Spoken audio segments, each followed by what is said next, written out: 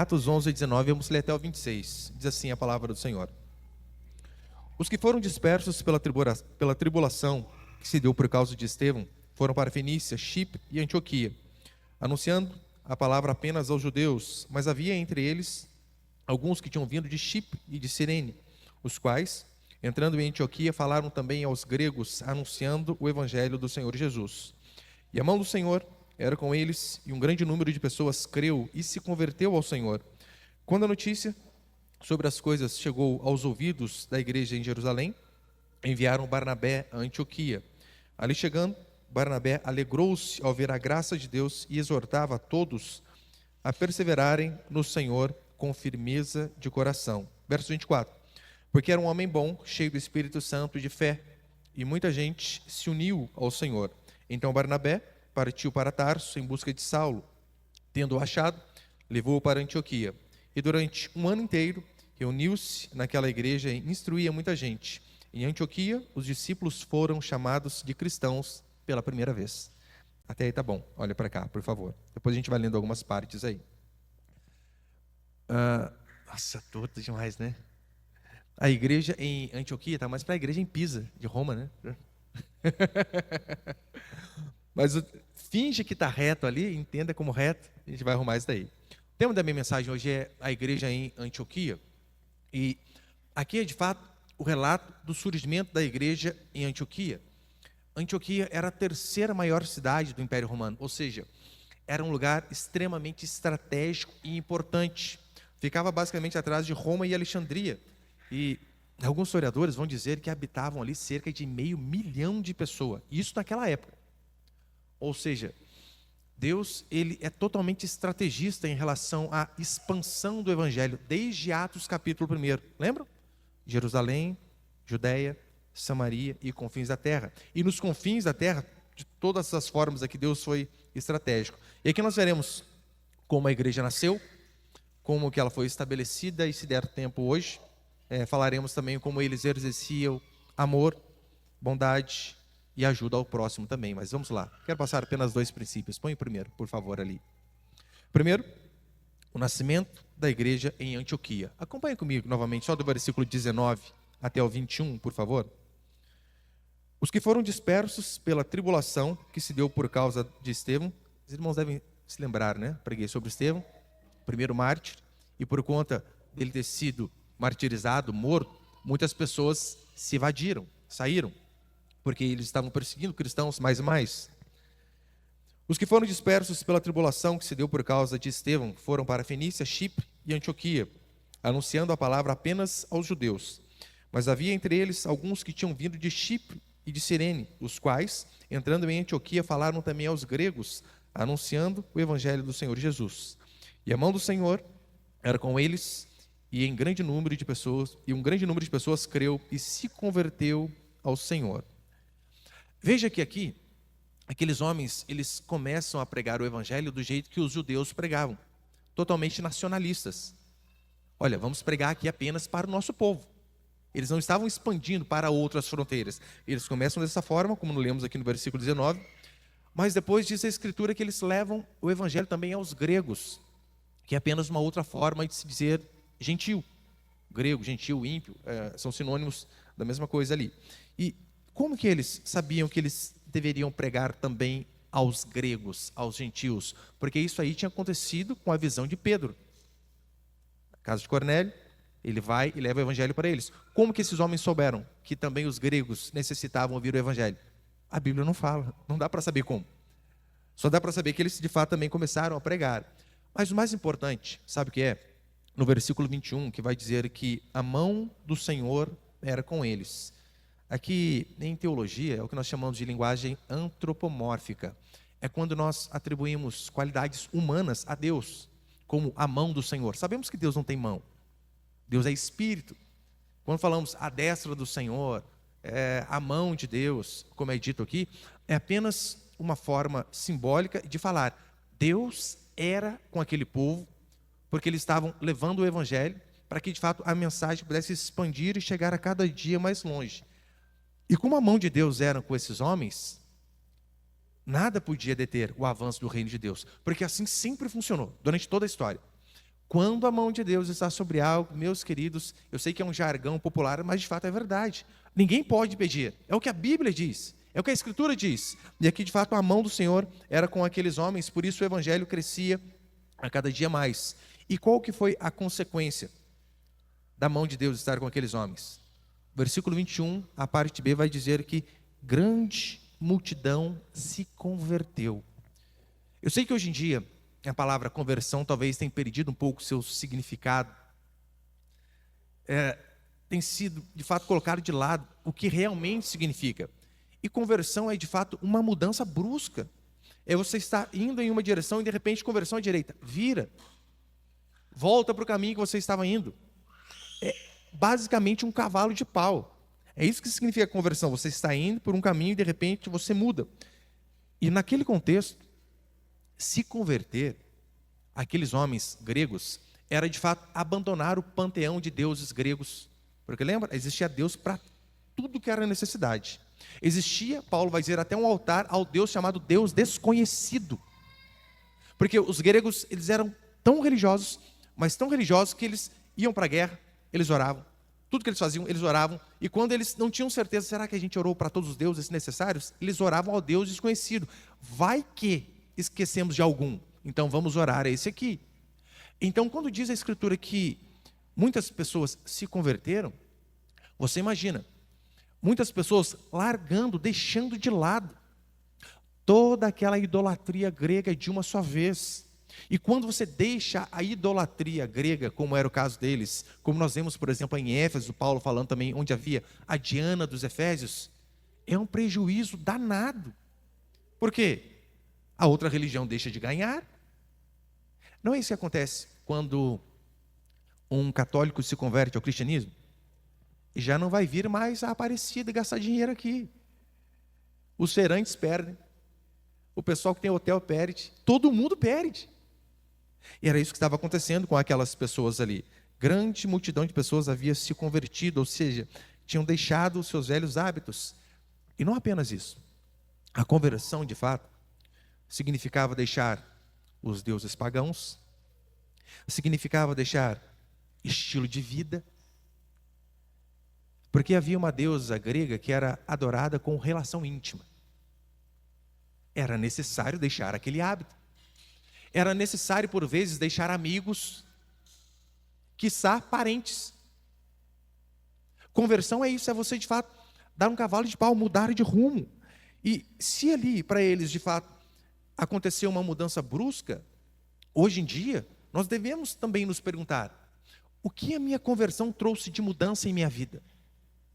O que eu precisei deixar depois que de fato eu me converti? Quem eu era antes de me converter e quem eu sou hoje? O que eu fazia outrora que hoje eu já não faço mais? E é necessário que você tenha respostas para essas perguntas. Como você era, como você está agora? Os amigos continuam de fato os mesmos? As pessoas que te influenciam continuam as mesmas? As roupas, o linguajar, a forma de se comportar? O que você deixou para trás? Assim que você também se converteu a exemplo desses homens aqui. Porque se não há uma mudança de hábitos, de atitude, se não há uma mudança de vida, será que houve de fato conversão? Se você antes de se converter era um, e hoje, depois de se converter, continua exatamente a mesma pessoa, ora, não houve conversão alguma. O que pode ter havido na sua vida é você não ter mudado de direção. Você continua indo para o mesmo caminho, a diferença é que agora você está em um outro ponto de partida. Antes você estava saindo do catolicismo, sei lá, e indo para a perdição. Agora você está saindo da igreja crente e indo para a perdição. Mas se não houve mudança, de nada adianta. E, como ele diz aqui no versículo 23, é de fato só a graça do Senhor que pode gerar conversão. O ser humano, ele não decide a hora de se converter. Ele não consegue enfiar na cabeça de uma pessoa que ela precisa se converter. O que nós podemos fazer é orar, falar a verdade e depois fazer o quê? Clamar ao Senhor, porque é a graça de Deus que tem esse poder. No versículo 22, ele diz assim: quando a notícia sobre essas coisas chegou aos ouvidos da igreja em Jerusalém, enviaram Barnabé a Antioquia. Ali chegando, Barnabé alegrou-se ao ver a graça de Deus. Ou seja, é necessário que a graça de Deus, de fato, desça sobre as pessoas, toque o coração das pessoas, porque do contrário, ninguém, absolutamente ninguém, pode se converter de seus maus caminhos. E vocês repararam que é exemplo daquilo que aconteceu com Cornélio? Diz a Escritura que Pedro leva o evangelho a Cesareia, a família de Cornélio, que era gentia, e aquelas notícias chegam a Jerusalém, que era a sede da igreja na época. Agora aqui acontece a mesma coisa. A notícia da conversão daqueles homens ali chega a Jerusalém do mesmo jeito. E o que eles fazem? Eles enviam agora Barnabé. Porque, como Barnabé também era de Chipre, provavelmente estava acostumado com a cultura daquelas pessoas. O interessante é a reação que nós vemos de Barnabé, né? Barnabé, de fato, se alegra. Ao contrário de Jonas. Lembra Jonas? Jonas vem. Jonas, para mim, é o pastor mais ingrato que já existiu na face da terra. Jonas, ele prega uma mensagem sem querer pregar, bravo com Deus. Detalhe, um sermão de 6 palavras, literalmente, sem se preparar. Ele chega bravo com Deus e com todo mundo, diz assim: ainda tantos dias e Nínive será destruída. Ainda 40 dias e Nínive será destruída. O que mais, pastor? Só isso. Só isso. Diz a Escritura que toda a cidade se converteu. O rei apregoou um jejum que fez até os animais jejuarem. E sabe o que Jonas faz? Fica bravo. Porque ele não queria que as pessoas se convertessem. Olha a cabeça do profeta, totalmente diferente aqui de Barnabé. Barnabé descobre que tem pessoas se convertendo e ele se alegra. Ou seja, a graça de Deus, apenas ela tem o poder de converter as pessoas. E aqui é basicamente a instituição da segunda igreja gentia. É claro, tinha judeus ali também, mas é a instituição da segunda igreja gentia. E veja como é fundamental a estrutura de igreja que Atos dos Apóstolos nos apresentam. Como que eles faziam em relação a abrir igrejas. Descobriram que tinha umas pessoas lá que ouviram o evangelho, eles enviavam alguém para saber como as coisas de fato estavam acontecendo. E se eu e você queremos ver o reino de Deus avançar, se expandir, é necessário que nós também sigamos esses caminhos aqui, porque aqui está a base para a igreja. A nossa igreja funcionou basicamente dessa forma.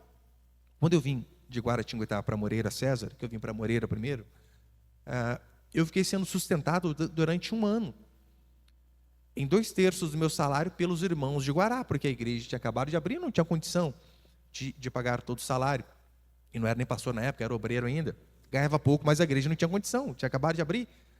E se não fosse a fidelidade daqueles irmãos lá atrás, me sustentar durante esse período de 1 ano, ora, não haveria igreja em Moreira, consequentemente não haveria igreja em Pinda. E olha como funcionam as coisas. Através da nossa igreja, outra igreja também nós podemos dar suporte para outra igreja. Assim que abrimos em Taubaté, aqui do lado, pessoas daqui foram para Taubaté, inclusive uma família inteira que era do louvor, mas outra família aqui. Então, já é um suporte. E se nós queremos de fato ver o reino de Deus se expandindo, é assim que deve funcionar. A cada dia mais levar o evangelho para outras pessoas, outras cidades, seguindo esses princípios aqui aos que nós vemos. E toda vez que Barnabé e os apóstolos sabiam que pessoas estavam ouvindo o evangelho e consequentemente se convertendo, eles se alegravam. Então nós devemos nos alegrar quando isso acontece em nosso meio. Agora, porque a outra igreja avançando, nós não vamos nos alegrar? Claro que vamos, da mesma forma. É claro, né? Desde que não seja as hereges da vida aí. Mas é um motivo de alegria toda vez que nós sabemos que pessoas estão sendo evangelizadas. E segundo, fala só sobre isso aqui hoje, outro eu falo semana que vem. Segundo princípio, conselho aos novos convertidos. E aqui o conselho que Barnabé vai dar aos novos convertidos, principalmente a eles, óbvio, né? Mas é claro que serve para mim e para você do mesmo jeito. Porque lembrem aqui do contexto. O evangelismo está acontecendo, a mão de Deus tem sido sobre aquelas pessoas, muitas têm se convertido, graças à misericórdia do Senhor, Barnabé então se alegra com aquilo e diz a Escritura que ele vai dar um conselho àquelas pessoas. Versículo 23. Ali chegando Barnabé, alegrou-se ao ver a graça de Deus e exortava a todos a perseverarem no Senhor com firmeza de coração. Exortava a todos a perseverarem no Senhor. Se coloque no lugar daqueles irmãos, muitos novos convertidos. E o que acontece, via de regra, quando há um novo convertido, quando alguém que talvez foi durante anos de determinada religião e se converte a outra totalmente diferente? O que acontece? Normalmente a pessoa é incentivada pela família, é aplaudida pela família, é elogiada. É isso? Óbvio que não. Muito pelo contrário. Eles estavam deixando de lado aquilo que eles aprenderam durante toda uma vida. Imagina o choque que foi para aquelas pessoas. Não teve aplausos, as pessoas não ficaram felizes. Na verdade, eles começaram a passar por luta, tribulação. Muitos eram ignorados. Não é isso que acontece conosco? No começo da conversão, a família começa a desdenhar, começa a nos ignorar, pessoas deixam de conversar, viram a cara. Eu já vi testemunho de pessoas de nossa igreja, que familiares que não falam mais. Você é crente? A vida inteira eu ensinei você aqui. E agora você quer dizer que você é crente? Final de ano, esquece. Não vai mais. Na verdade, você pode ir, né? No primeiro, no segundo. Se você for a esses finais de ano, pelo menos ali no comecinho da sua conversão, é bem possível que ainda tirem sarro de você ainda, porque vai estar todo mundo lá comendo, bebendo. Fulano, você é crente, você não pode beber agora, hein? Passa a cervejinha assim no seu narizinho, assim, ó, crente. Vai acontecer esse tipo de coisa. Agora, devido a tudo isso, qual é o conselho que o Barnabé dá? Perseverem no Senhor. Perseverar. Por que ele usa este verbo, este termo, perseverar? Ora, porque as coisas seriam difíceis, ficariam complicadas. Se você trabalhava num lugar só de ímpio, igual eu trabalhava, e de repente você vai e converte, você sabe, começa a ficar difícil ter amizades com as mesmas pessoas. Eu servia no batalhão, e na companhia de polícia onde eu trabalhava, tinham acho que 89, 90 soldados lá. E eu fazia parte da bagunça antes de converter. Daí depois você converte, as pessoas começam a falar de bagunça, de besteira, piadas de duplo sentido. Como que você fica num lugar desse? Não dá. Ou seja, as pessoas começam a te colocar de lado. Seja as amizades, qualquer lugar. Fica mais difícil. Não é isso que acontece. Eu gosto às vezes de acompanhar alguns testemunhos de famosos. Aquele cantor da banda Raimundos, Rodolfo Abrantes, é isso, né? Eu confundo, eu falo Arantes, é Abrantes mesmo, né? E, gente, ele era extremamente famoso. Ganhava muito dinheiro, a vida dele era maconha e mulherada, só isso. Aí, de repente, ele se converte e a banda dele estava em ascensão, era uma das mais conhecidas do Brasil na época. E o que ele faz? Vou sair. Você imagina, para o pessoal da banda, o que é isso? Esse seu Jesus aí te tira de perto de nós? Você não vai mais compactuar com aquilo que nós fazemos? E tantos outros famosos que eu já vi, né? Artistas que se converteram e de repente, agora eu não faço mais novela onde tem que expor o corpo, onde que eu tenho que fazer um par romântico com outra pessoa, porque eu sou casado. Porque até então, no meio artístico é normal. A pessoa é casada, mas faz uma cena de lascar de beijo lá com outra pessoa, e é beijo técnico. Olha o papinho, gente. Beijo técnico. É um eufemismo, né? Para aliviar a cornice. Mas do mesmo jeito está sendo traído. Em rede nacional, pior ainda. Aí então a pessoa se converte, ela não consegue mais fazer esse tipo de coisa. Então, por isso, Barnabé vem e diz aquelas pessoas que estavam se convertendo: perseverem, porque é bem provável que a vida de vocês vai ficar muito mais difícil. Assim aconteceu conosco. Por que nós temos que perseverar? Ora, porque o mundo vem constantemente, mas não apenas por conta disso. Um outro motivo, talvez, do incentivo à perseverança que Barnabé faz, é por conta de que aquelas pessoas, talvez elas poderiam se converter por conta do movimento. Calma aí, tá um monte de gente agora indo para essa religião, para essa igreja. Vamos lá ver o que está acontecendo. E às vezes não era uma conversão genuína, era mais a questão do oba-oba mesmo, é o fogo de palha. Não acontece isso também, às vezes as pessoas, olha, abrem uma determinada igreja aí, estilosa, parede preta, nada contra o que a gente tem aqui também, cinza chumbo. Faz tipo um estilo diferente, a banda apaga a luz na hora do louvor, sai a fumacinha do lado, aí você entra, você não sabe se você está no meio do incêndio, onde você está, aí você vê aquele negócio, e o pessoal, vamos lá. Você vai sentir a presença de Deus, aí você chora na hora do louvor, arrepia as costas, e você fica todo emocionado, aí toda vez o culto você vai buscando aquela emoção. Aí, às vezes você fica preocupado apenas com a emoção e esquece daquilo que de fato é importante, que é a palavra de Deus. E convenhamos, hoje em dia, há ambientes que são totalmente preparados para mexer com as emoções e com o psicológico das pessoas. Eu digo, tanto em questão de sentir mesmo, né, aquela questão emotiva, mas por vezes querendo arrancar o dinheiro do povo. Se tem um pessoal que tem o poder de entrar na mente das pessoas para não ajudar a ovelha, mas para, se possível, né, chupar até o osso da ovelha, são alguns pseudos cristãos. Por que eu digo isso? Uma vez um irmão, ele estava na nossa igreja, aí deu uma desviada da nossa igreja, foi para uma outra que só pede dinheiro, não vou falar o nome aqui, estou bem polido ultimamente. Ele falou que naquelas reuniões ali, a pressão era tão grande, dinheiro, dinheiro, dinheiro, dá o que você tem. Olha o que o pastor falou, o que é esse caminhãozinho de $500 mil para Deus? $500 mil? Eu não tenho noção, eu não tenho ideia quanto seja $500 mil. Esse irmão disse que ele estava ali, e aquela pressão psicológica tão grande, que ele pegou a chave do carro, traga aqui o seu carro. Ele tremendo assim para levar a chave na frente, quase com mal de Parkinson. Olha como que o povo é. Então, é um ambiente todo preparado para mexer com as emoções das pessoas. E não só em relação a tirar dinheiro, mas principalmente às vezes, hoje em dia talvez, seja mais os crentes worship da vida aí, né? E você pensa que o culto é só emoção. Mas como disse Charles Spurgeon, os convertidos que nascem emocionados morrem quando a emoção acaba. É necessário que a palavra de fato seja pregada de forma verdadeira e genuína.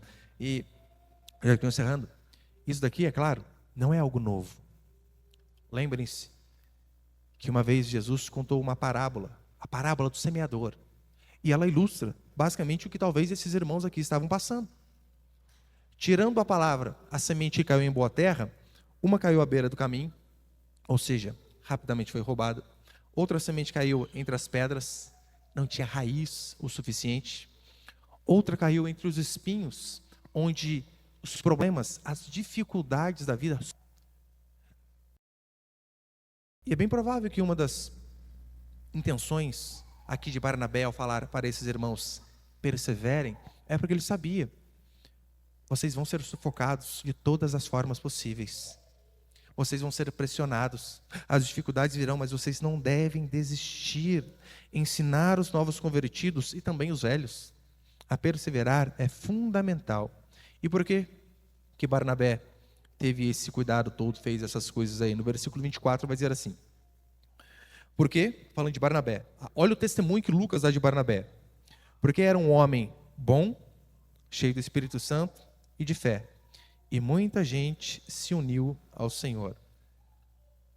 As qualificações de Barnabé capacitavam ele a aferir legitimidade àquele movimento que estava acontecendo naquele lugar.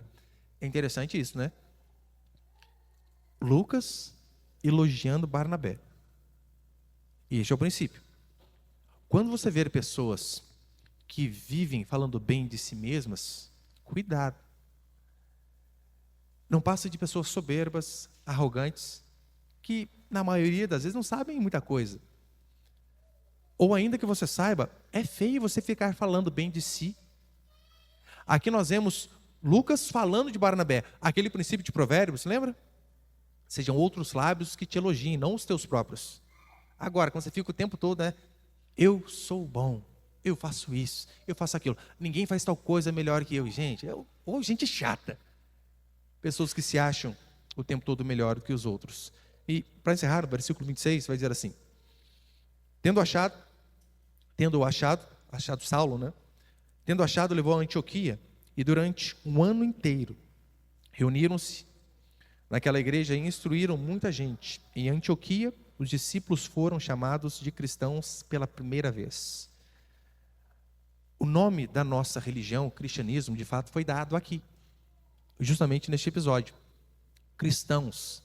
E, embora cristão aqui esteja no aumentativo, e veja, foi um nome dado por outras pessoas, pelos gregos. E cristão, ele tem sim um significado de pertencentes a Cristo, mas ele tem o significado de pequeno Cristo. Para nós é aumentativo, mas o significado é esse, pequeno Cristo, cristinho. Sabe quando você vê uma criancinha, por exemplo, você pega ali o João, você olha ele, olha o Laerte, é igualzinho, muda nada, só o tamanho. Você pega às vezes alguns filhos ali, você vê, gente, é o pai, cuspido e escarrado. Então, quando eles começaram a apelidar os cristãos de miniaturas de Cristo, por mais que começou com um sentido pejorativo, a princípio, ora, isso é verdade. Devemos nos parecer a cada dia mais com o nosso Senhor. E essa é uma pergunta que você deve fazer constantemente a si. Eu tenho parecido com Cristo? Como eu já disse aqui algumas vezes, se você fosse acusado de ser um cristão, as pessoas que te cercam, que te conhecem, teriam provas o suficiente para condenar você por conta dessa acusação? Você se parece com Cristo assim como esses homens pareciam, assim como Pedro. Lembra Pedro? Pedro, ele nega Jesus uma vez, nega duas, na terceira vez uma mulher diz assim para ele: você estava com Jesus? Ele diz: não estava. Olha o que ela diz: estava. Você fala igual ele. O teu modo de falar te denuncia. Pedro, por mais que ele ficou angustiado com essa comparação, mas é algo que eu e você devemos nos alegrar. E devemos fazer essa pergunta. O nosso modo de falar, de nos comportar, de tratar as pessoas, de fato, nos denuncia como cristãos? Porque se você não está parecendo com Cristo, significa que você não está expressando a imagem dele. E um cristão genuíno, de fato, ele se parece com o seu Senhor. Eu e você devemos buscar a cada dia mais copiarmos quem foi o nosso Deus, suas atitudes, suas motivações, para que de fato nós possamos ser a imagem semelhança dele. Fomos feitos assim, mas devemos expressar essa imagem e semelhança, como nós tratamos as pessoas, nos vestimos, nos comportamos, como nós trabalhamos. Sabia? No seu trabalho é uma excelente opção, uma excelente ocasião para você, de fato, representar ao seu Senhor. E eu digo isso não com palavras. Você não precisa ficar na hora do almoço com a Bíblia para cima e para baixo lendo o Salmo 23. Não. Se você for alguém honesto, fiel, respeitador, mesmo sem dizer palavra alguma, as pessoas vão olhar para você e vão dizer: você é crente? Você não, hein? Você é diferente? Então que Deus possa dar a mim e a você, meus queridos, graça o suficiente de sermos a cada dia mais parecidos com o nosso Senhor. Amém?